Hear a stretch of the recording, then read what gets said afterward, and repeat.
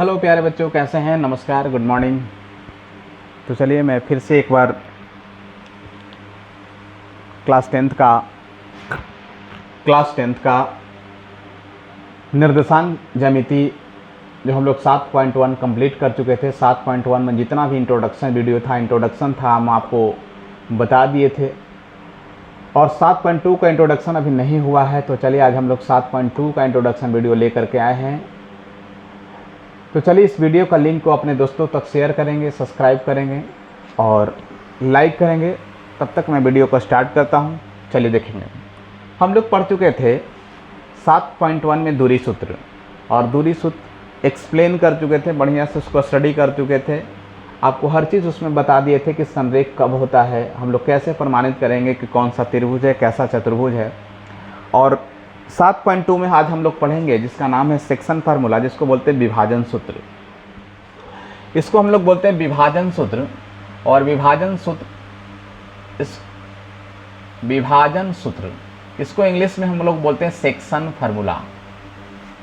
इसको हम लोग प्यारे बच्चों इंग्लिश में बोलते हैं सेक्शन फार्मूला।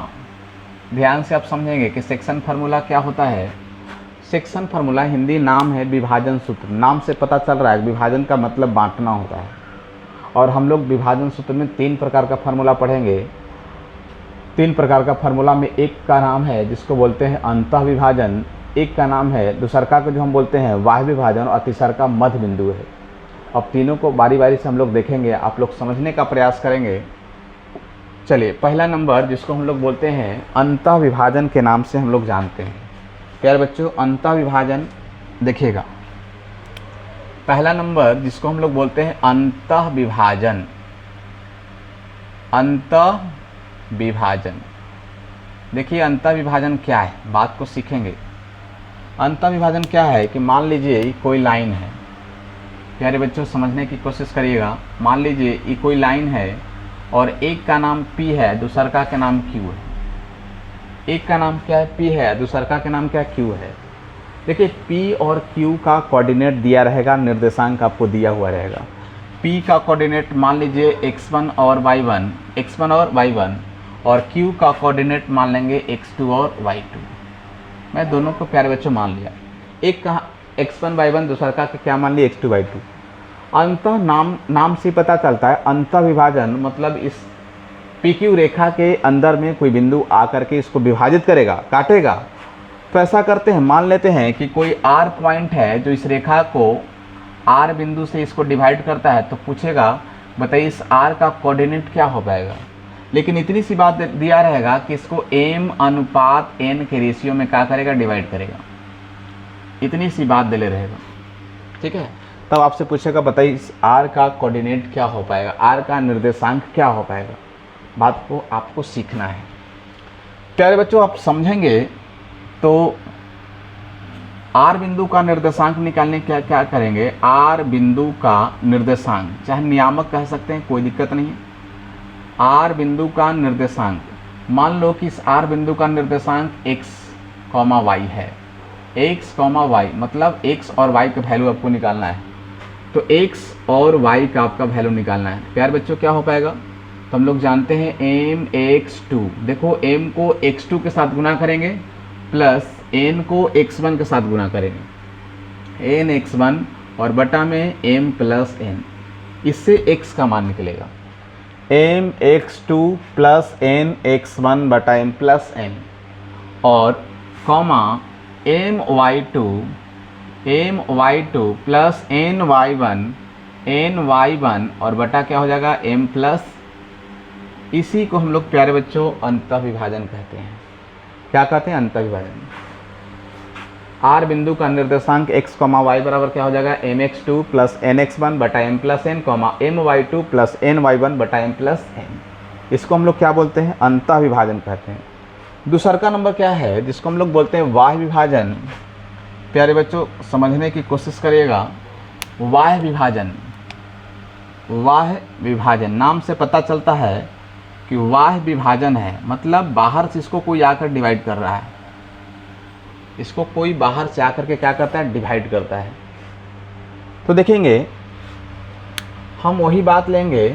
देखिए क्या मैं करता हूँ कि कोई लाइन है, एक का वैल्यू p है और दूसर का क्या है, q है। एकदम ध्यान से सीखेंगे। एक p दूसर का क्या है, q है। अब p का नियामक x1, y1 और इसका वैल्यू है x2, y2। y का मतलब इसको डॉट लाइन से कोई आकर डिवाइड किया है। कौन सा लाइन से? Dot line. ठीक है, कौन सा लाइन से? Dot line. पूछेगा बताइए इस r का कोऑर्डिनेट क्या हो पाएगा, तो मैं r का मान लेता हूँ x और y, है ना। लेकिन यहाँ देखें p से r तक इसका वैल्यू क्या था, m था ना। p से r तक इसका वैल्यू m रहेगा, क्या रहेगा, m। और q से r तक इसका वैल्यू क्या रहेगा, n रहेगा। ये दोनों अनुपात दिया रहेगा, ध्यान समझेंगे। p दिले रहेगा, q दिले रहेगा। r बिंदु इसको बाहर से डिवाइड करेगा, विभाजन करेंगे, लेकिन इसका अनुपात दिया रहेगा पी आर और क्यू आर का रेशियो दिया हुआ रहेगा। तब हम लोग जानते हैं आर बिंदु का निर्देशांक कैसे निकाल पाएंगे। आर बिंदु का नियामक, नियामक कहेंगे चाहे निर्देशांक कहेंगे, बात बराबर है। x, y, प्यारे बच्चों याद रखेंगे m x2 minus N x1 बटा m minus N, comma M y2 minus N y1 बटा m माइनस एन, यही होता है, याद रखेंगे। यहाँ से हम लोग x का वैल्यू e होगा और एक y का वैल्यू e था 2 को। तीसरा का हम लोग को पता है मध्य बिंदु, मध्य बिंदु के नाम से जानते हैं। और मध्य बिंदु यदि मैं आपको नीचे बता दूं, ध्यान से समझेंगे, मध्य बिंदु बहुत आसान है। तीसरा का नंबर जिसको हम लोग बोलते हैं मध्य बिंदु, मिड पॉइंट, मध्य बिंदु जिसको हम लोग बोलते हैं मिड पॉइंट। प्यारे बच्चों समझने की कोशिश करेंगे मिड पॉइंट क्या है। चलो ध्यान से समझेंगे। इसमें भी क्या होगा, ये कोई लाइन होगा, ये बिंदु P है और ये बिंदु Q है, P और Q। इसमें मान लेंगे कि ये x1, y1 है और इसको मान लेंगे x2, y2 है। x1, y1 और x2, y2 है, ठीक है। वही बिंदु R जो है इसको 2 भागों में विभाजित करता है, एकदम 2 भागों में, एकदम सेम रेशियो में, कोई अलग नहीं है ना, बराबर बराबर भागों में विभाजित करता है। तो पूछेगा बताओ इस R का नियामक क्या होगा, तो मैं कहूँगा कि PQ का मध्य बिंदु R है। तो देखिए मध्य बिंदु का फार्मूला लगा देंगे, मतलब R बिंदु का निर्देशांक, R बिंदु का निर्देशांक का फार्मूला क्या हो पाएगा। प्यारे बच्चों आप समझेंगे x, y बराबर क्या हो पाएगा, तो मैं कहूँगा x1 plus x2, x1 plus x2 बटे 2, y1 प्लस y2 बटे 2। देखिए x का वैल्यू x वाला होगा और y का वैल्यू क्या हो जाएगा, y वाला। यही 3 प्रकार के आपको सेकंड में पढ़ना था। विभाजन सूत्र में यही पढ़ना था 3 प्रकार के। एक को बोलते हैं अंतर विभाजन, दूसरा का बाह्य विभाजन, तीसरा का मध्य बिंदु। हम लोग तीनों का फार्मूला आपको लिख दिया है। 7.2 में जितना भी सवाल आपका है आप कोशिश करेंगे तो बन जाएगा, कोशिश नहीं करेंगे तो नहीं बन पाएगा। आप जानते हैं कोशिश करने वालों को कभी हार नहीं होती, समझे, कोशिश करने वालों को कभी हार नहीं होती। एक बार असफल हुए, 2 बार असफल हुए, 3 बार असफल हुए, कितना बार आप असफल रहेंगे। एक बार दिन आपका ऐसा आएगा कि सफल जरूर बन जाएंगे, समझ गए। एक दिन में कुछ नहीं होता है, लेकिन एक दिन ऐसा कुछ समय आएगा कि सब कुछ बदल जाएगा, है ना। तो आप मन लगा के पढ़िए, जितना हमसे बन पाएगा उतना हम आपके लिए तैयार हैं करने के लिए। लेकिन मैं एक रिक्वेस्ट है कि आप पूरे मन से पढ़िए। आप यदि पढ़ने में समय दे रहे हैं तो पूरा मन से पढ़िए। यदि पढ़ने में इच्छुक नहीं है, आपको मन नहीं लगता है, तो बेकार आप समय बर्बाद कर रहे हैं। उससे बढ़िया है कि कोई काम कर लेंगे, है ना, उससे बढ़िया है कि कोई काम कर लेंगे, पापा मम्मी का हेल्प हो जाएगा, काम में भी पैसा भी बच जाएगा, समय भी बच जाएगा।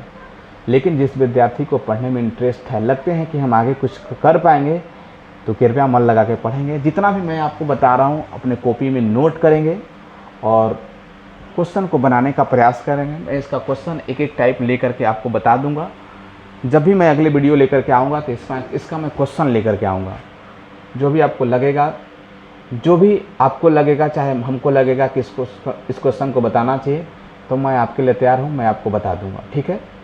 आप सभी लोग पढ़ाई करेंगे। गर्मी बहुत ज़्यादा है तो सभी लोग घर पे रहेंगे, इधर उधर जाने का प्रयास नहीं करें, ठीक है। तो चलते हैं, मिलते हैं अगले वीडियो में, ठीक है। To take care of yourself, अपने आप में खुश रहेंगे, आबाद रहेंगे। थैंक यू, धन्यवाद। जा फंस गया।